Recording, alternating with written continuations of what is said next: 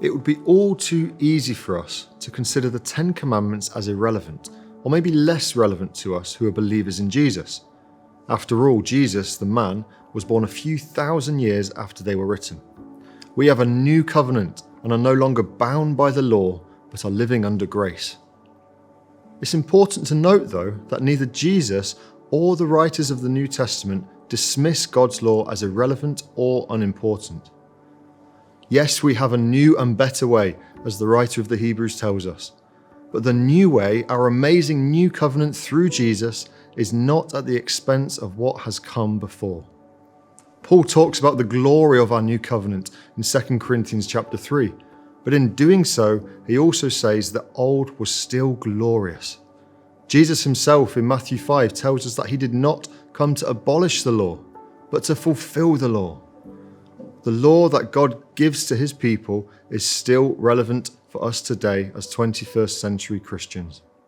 There is more to the law than the Ten Commandments. The law of Moses covers all kinds of things, but these 10 commandments that we will be exploring are the pinnacles of it all, and everything else flows from the principles that they lay down for us. These 10 commandments reveal something to us about the nature of God, about how we should interact with him, how we find rest in him, and how we relate to others as well, all in a way that glorifies him. These were given to the people of God, and it is important that we give them the attention they deserve and don't dismiss them. The reality that we face is that the standards of these commandments have always been too high for men and women to attain. The bottom line is that God is holy, and we are not.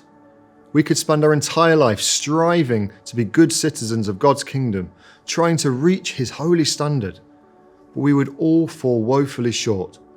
Not one person can or ever has fulfilled the requirements of the law except Jesus. This truth is a hard pill to swallow, and it may make us want to pull away from these commandments that make us so aware of how bad we are. Jesus is all about love and compassion and grace, and we want to think more about these things rather than the harsh reality of our failure in light of the law. However, the more we understand these standards, the greater joy and thankfulness and humility we should have because of Jesus and what he has achieved for us. The coming of Jesus, his death and resurrection, has not changed the standards. These things still matter to God, and we should work hard to keep up with these standards. But we are not simply striving to keep God's law on our own strength. Now that we have received our salvation, the judgment for our failings fell on Jesus on the cross, and the Holy Spirit is now within us to help us live a life worthy of the calling that we have. We are no longer under the law, but under grace. This is the beauty of our new life in Jesus. It is only through his grace that we are empowered to live according to the commands that we have been given. Only as we walk with him and in him can we hope to attain a life that truly honors and glorifies him and follows the way that he has laid out for us, not just in these 10 commands, but throughout the Bible. These commandments reveal something of the holy and high standard for the manner of life that we are to have as God's people on earth.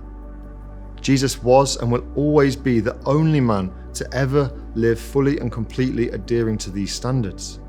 So a greater knowledge and understanding of the 10 commandments and the law of God in light of Christ will not bind us, but gloriously free us into a life of praise and worship. Paul writes in Romans chapter 3 that through the law we have knowledge of sin. Without the law, no one would have understanding of what is against the character of God. But God shows us how we should act and behave towards him and towards others. These 10 commandment standards of life are still there for us to understand and live by, even in our new covenant relationship with God.